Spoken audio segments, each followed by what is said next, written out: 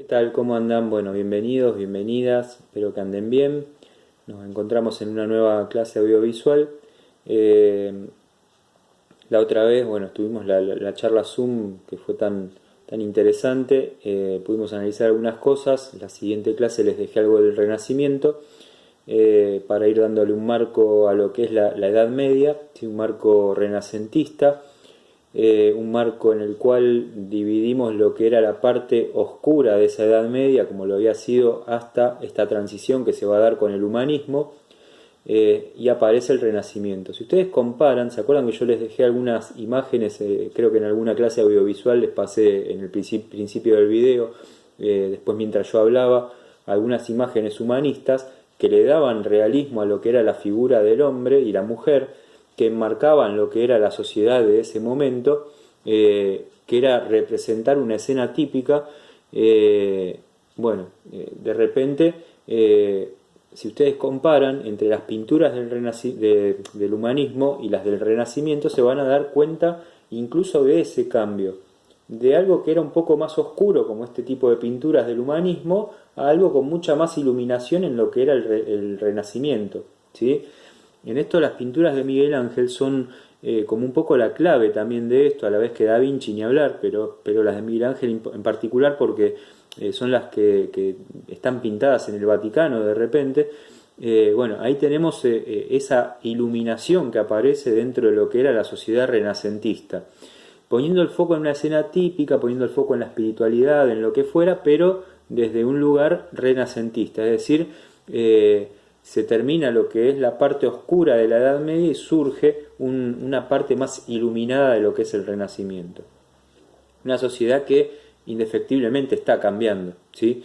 Lo que les voy a tratar de repasar ahora un poquito en limpio es el texto de la Gioconda, ¿sí? Que les había dejado el otro día, que bueno, que ahora lo voy a pasar un poquito en limpio. Yo les dejé igual el formulario que ustedes tenían que analizar un poco lo que era la sociedad. Bueno, en este caso vamos a analizar la pintura en sí misma de la Gioconda, que es tan importante, tan reconocida en el mundo. Se ha hecho una película de la Gioconda con respecto al Código Da Vinci, por ejemplo. La película está buena, es un amplio debate que genera, y no es tanto como piensan desde determinados espacios, de decir, bueno, el Código Da Vinci vino a discutir a la clase católica. Bueno, no, nada que ver, ¿sí? En realidad el Código Da Vinci es al revés, pone un poco el foco sobre el catolicismo para reconsiderarlo. Pero bueno, en base a este cuadro, dato al margen, en base a este cuadro, se ha hecho incluso hasta esta película, buscándole una vuelta de tuerca secreta a lo que era la sociedad de ese momento, en donde saben ustedes que existían este tipo de sectarismos que intentaban de alguna manera sostener ciertos privilegios de aquellos tiempos. También, entre otras cosas, recuerden que nosotros habíamos hablado de las cruzadas, ¿sí? Que tienen un tiempo de inicio y que tienen un tiempo de final, ¿sí? Que tienen un final, y que después de esas cruzadas se sostiene de alguna manera alguna logia secreta intentando preservar algunos secretos, como por ejemplo los secretos eclesiásticos, ¿sí? Y ahí viene a cuento esto de la figura de Da Vinci, bueno, como un personaje que también pareciera haber formado una de estas logias e incluso haber participado de esconder secretos, ¿sí? de la sociedad de ese entonces, pero sobre todo de la sociedad católica, que es donde se lo enmarca, ¿no? La Gioconda, también conocida como la Mona Lisa, fue pintada por Da Vinci hacia 1503 y es, sin lugar a dudas, una de las pinturas más famosas de la historia del arte. Esto les recomiendo que vayan siguiendo el texto, ¿no? El que lo tiene en la computadora, si no después le pegan una lectura cuando abandonan la clase audiovisual. Entre las causas de la popularidad de esta pintura al óleo se encuentran la enigmática sonrisa. Si ustedes se fijan en la cara, ¿sí? Hay una sonrisa y una mirada muy particulares que hacen de la Gioconda una cuestión de cómo ha hecho Da Vinci para poder dibujar, ¿sí? Tan perfectamente algo que ni siquiera es una sonrisa, que hasta pareciera ser un gesto, ¿sí? ¿Y qué querrá decir ese gesto? Bueno, se tejieron un montón de búsquedas a raíz de esto, de a ver quién había sido la Gioconda que pintó Da Vinci. Las dudas en torno a la identidad de la modelo, así como el grado de perfección de la técnica utilizada por Da Vinci para realizarla, es decir, el sfumato. Esta técnica consiste en diluir los contornos de las figuras a partir de la degradación de la luz y los colores para dar una idea de profundidad, ¿sí?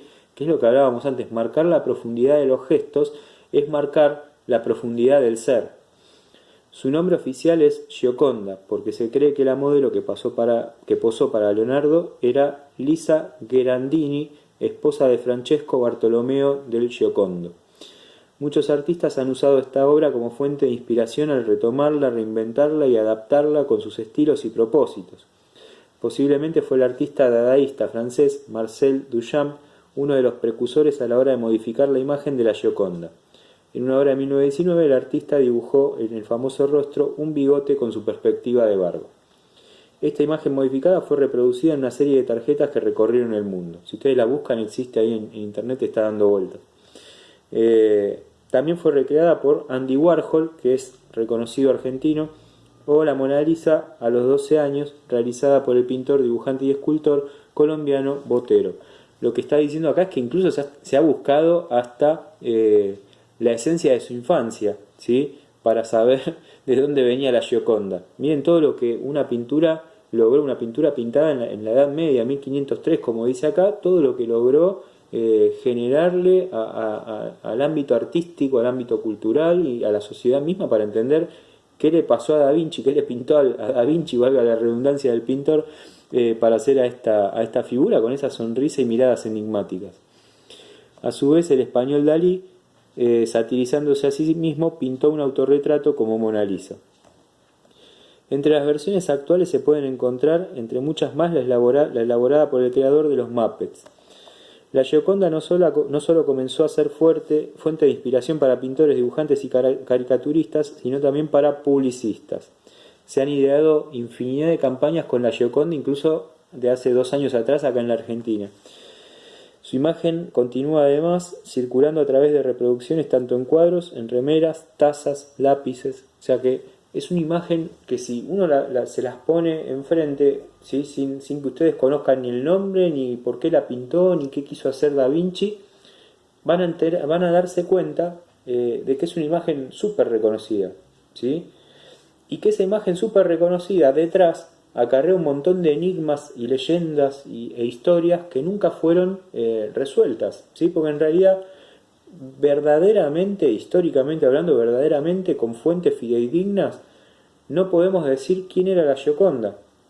Entonces, hasta el momento es una pintura que Da Vinci, ¿sí?, hizo, probablemente con una modelo en particular, y la versión más interesante, la versión más fuerte, es la de que era la mujer de un reconocido, de una reconocida persona de esos tiempos de la Edad Media, de ese año en particular, ¿no? 1503.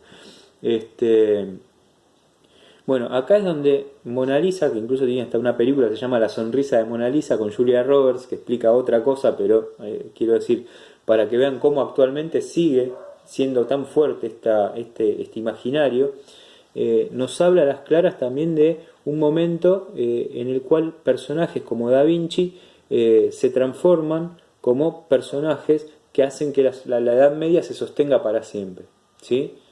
Recuerden que este tipo de personajes también necesitaban de algunos mecenas que patrocinen lo que ellos estaban elaborando.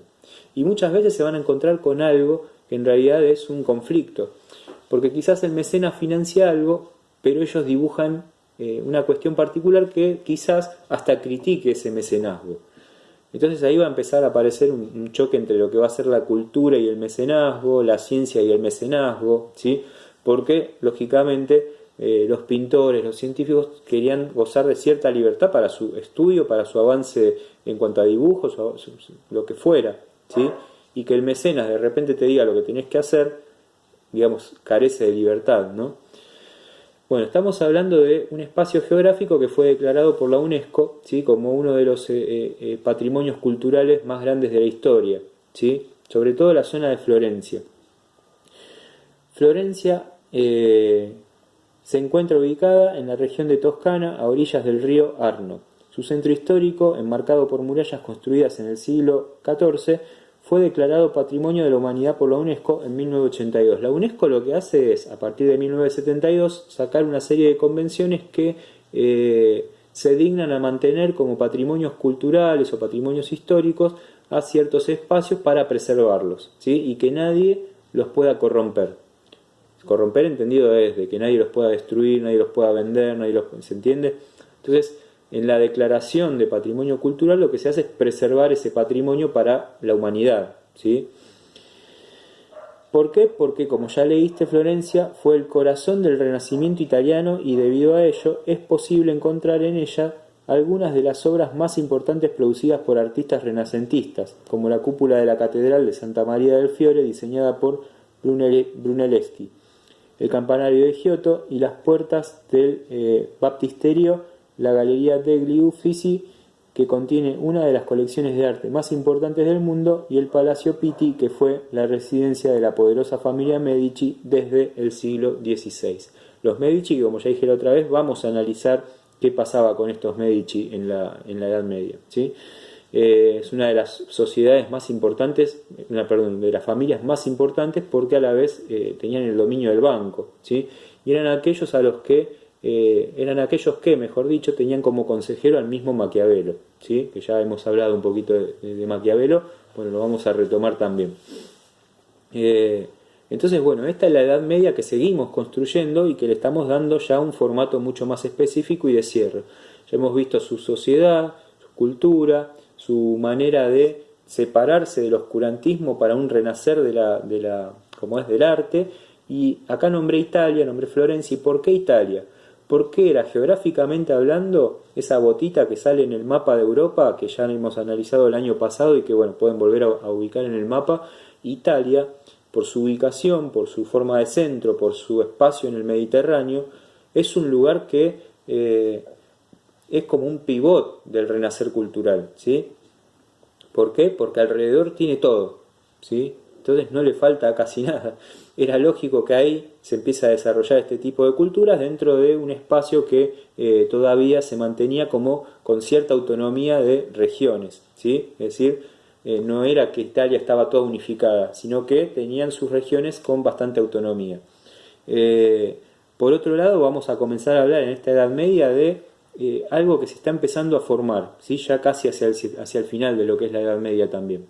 Que tiene que ver con la formación de tres estados. Por un lado, el clero, por un lado, la nobleza, por otro lado, el campesinado, el artesano, ¿sí? Entonces acá estamos hablando de una sociedad también estamental, ¿sí? Bueno, espero haber sido claro. Cualquier duda me van consultando.